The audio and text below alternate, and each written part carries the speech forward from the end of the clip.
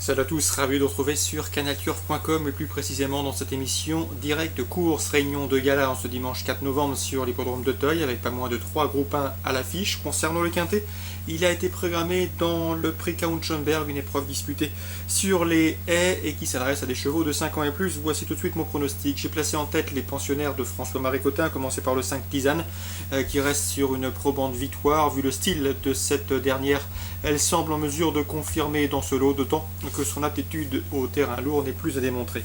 Le 4, Rafi de la Roche, auteur d'une bonne rentrée sur les l'hippodrome de Fontainebleau, mérite également une mention favorable. Le numéro 3, Tsarine de la Baume, attention, il faut commencer à la suivre, elle est toujours performante en fin de saison. D'ailleurs, elle pourrait bien être revue cet hiver sur le l'hippodrome de Cagnes-sur-Mer, un hippodrome qui lui convient à merveille.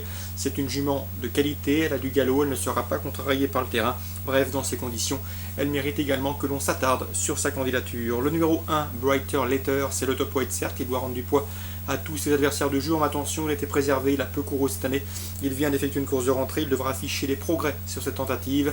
Le cheval en fils de Turgeon ne sera pas non plus dérangé par l'état du terrain. Bref, ce pensionnaire de Jean-Bertrand de Palanda peut venir pimenter les rapports. J'ai retenu également le 8, Grazia Plena, pour sa régularité, toujours présenté à bon escient par son mentor. Le numéro 14, Astigos, qui vient de prouver sa forme en se classant deuxième dernièrement à Auteuil, une confirmation est attendue. Le numéro 2, c'est Sable des Ongrets, qui revient sur les haies après avoir prouvé sa forme sur le steeplechase. C'est vrai qu'il n'a pas de marge de manœuvre au poids, mais une place est dans ses cordes. Attention également au numéro 13, Portos Marzio, qui effectue une course de rentrée tout à fait satisfaisante. S'il a bien progressé sur cette-ci, il est capable lui aussi de venir intégrer la combinaison gagnante de ce quintet. Bref, résumé chiffré, 5, 4, 3, As, 8, 14, 2 et 13 en cas de non partant. Et pour les regrets, on citera le numéro 16, Goldflick. Il est en forme et ce pensionnaire de Robert Collet semble en mesure de venir brouiller les cartes. Concernant les autres temps forts de la Réunion, dans le prix Cambacérès, c'est un groupe 1 réservé aux 3 ans sur les haies. J'aime beaucoup le 304 Maguero. C'est vrai qu'il est tombé dans la course référence, mais auparavant, il a montré qu'il avait la pointure de ses contemporains. Le 304 Maguero. Je lui poserai le 302 Extreme Cara, lauréat de la course référence, et le 303 L'Aristo pour sa régularité. 304, 2 et 3. Dans le prix Maurice Gillois, un steeplechase pour les 4 ans, 30 minutes plus tard, eh bien nous aurons le 406 Farlow Desmottes qui s'annonce redoutable. Il a beaucoup d'atouts dans son jeu, une aptitude avérée au terrain très lourd, il l'a prouvé dernièrement, il a gagné la course référence à la régulière, bref, dans ces conditions il s'annonce redoutable, le 406 Farlow Desmottes, présenté par François Nicole. Dans cette épreuve, ses principaux adversaires seront sans doute le 403 Michto, deuxième de la course référence, et pourquoi pas le 408 Mazzuelo, qui est pour lui également courageux, régulier, ça doit suffire pour prendre une place sur le podium.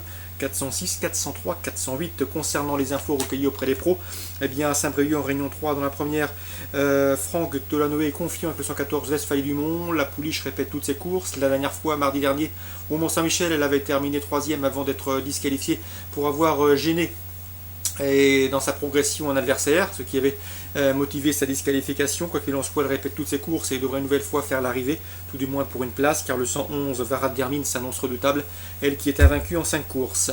C'est le tandem Jean-Michel Bazir, Jean-Michel Baudouin. Le 115 Vaquero Dumont, qui prépare les prochaines joutes au plus haut niveau sous la selle, doit également pouvoir bien faire dans ce lot, car c'est un bon finisseur. 111, 114 et 115 dans cette épreuve. L'interview d'Arnaud Morin est également disponible sur Canal Turf Radio. Il présente le 103 Vive Galbé. Le cheval a connu des petits pépins de santé, des petits problèmes d'allure. On essaye de remédier à cela, mais il a surtout besoin de rassurer son mentor. Mais que l'on soit, c'est un cheval de qualité. Il peut pourquoi pas venir prendre une allocation. Dans la 8e maintenant, j'aime beaucoup les plus argentés du peloton, le 818 Sam de Bottermel, un cheval qui est en retard de gain à mes yeux, il reste sur une série de podiums sous la selle. Une nouvelle fois, il devrait confirmer et jouer les premiers rôles, d'autant qu'il a gagné facilement dernièrement sur les podiums de Vire, le 818 Sam de Bottermel. L'opposition, le 17 Samba Jarzéenne, qui vient de s'imposer plaisamment à Pornichet. Le 16, à savoir Southwest, qui reste sur 2 victoires à Nantes et sur l'hippodrome de Strasbourg. Bref, il ne sera pas dérangé par la corde droite. Pas plus que le 115 Sevilla Story, qui vient de s'imposer quant à elle sur l'hippodrome de Cabourg avec la manière à la faveur d'une bonne fin de course. 818, 817, 816 et 815. Petite préférence pour les jeux simples au 818 Sam de Bottermel, course ciblée à Saint-Brieuc, la première et la 8e. Bon week-end à tous et à très bientôt sur Direct Course.